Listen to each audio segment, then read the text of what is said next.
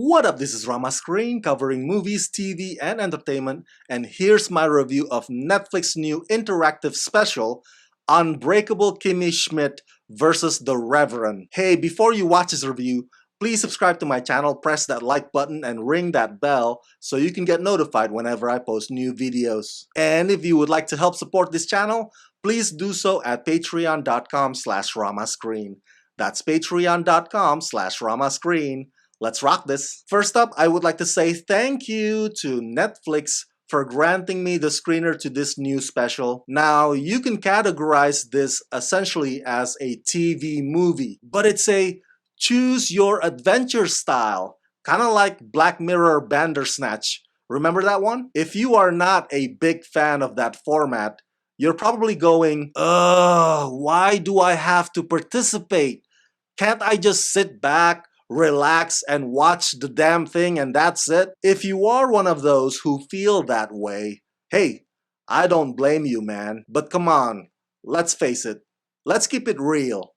If the character Kimmy Schmidt actually exists, you know she would quickly jump on this interactive opportunity. Her giddy childlike wonder would light up at the chance of playing. So what I'm getting at is it does depend on personal preference. But do I like this Unbreakable Kimmy Schmidt versus Reverend interactive special? Well, stick around and I will let you know. Created and executive produced by Tina Fey and Robert Carlock, this special is directed by Claire Scanlon, who helmed a few Kimmy Schmidt episodes in the past.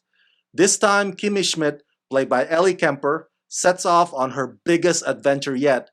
3 states, explosions, a dancing hamburger, and you, the viewer, get to decide how the story goes.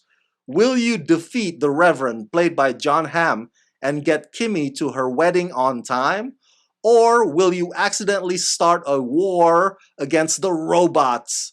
So grab your remote and a tray of delicious scrod, because Kimmy's got her own Netflix interactive special.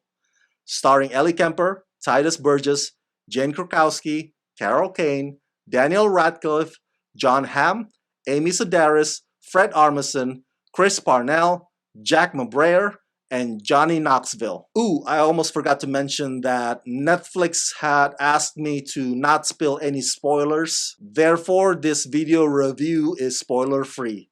I repeat, there are no spoilers in this video review. Hey Rama, do we need to already have watched the previous seasons of Unbreakable Kimmy Schmidt's show first before we go ahead and watch this interactive special? My answer to that question is yes. It would really help you if you come to watch this movie already equipped with the knowledge of what's going on, at least in terms of how and why the characters got to this point, because it would definitely clarify their motivations in this film. Kimmy Schmidt versus the Reverend doesn't really make any effort to convert first-time viewers. It's just not part of its objectives. Now, with regards to the interactive part, I will not reveal all the scenarios, but I would say that every other 5 minutes or so, an option would pop up on the screen below, and on that lower bar, you get to choose one among 2 or 3 things that you would like to see the characters pick or go through. While that's all fun and dandy, it's significantly different from Black Mirror Bandersnatch, in that Bandersnatch offered multiple pathways, resulting in the movie having several different endings and a ridiculously long total runtime if you go down each path. Kimmy Schmidt versus the Reverend, on the other hand, constantly keeps guiding you out of the detour scenarios and back to the intended plot. So it more or less has a singular narrative version, come to think of it. So these other choices behave like a pit stop, really, rather than a potential possibility. Honestly, I find that to be kind of annoying, especially anytime that I choose wrong and somebody shows up on the screen